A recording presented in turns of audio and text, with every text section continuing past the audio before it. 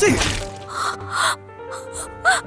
இல்லை அவர்களே, எத்தனையோ முறை நீங்க என்ன எதுவும் நான் நீங்க என்கிட்ட ஏதோ ஒரு விஷயத்த மறைக்கிறீங்கன்னு எனக்கு நல்லா தெரியும். உங்ககிட்ட இருந்து அந்த விஷயத்த சொல்லாமலே இத்தனை நாள் மறைச்சு வச்சுட்டேன். அடுத்த தடவையாவது என்கிட்ட நீங்க மறைக்காம உண்மையை சொல்வீங்கன்னு நான் நம்பிக்கையோட காத்துட்டு இருப்பேன்.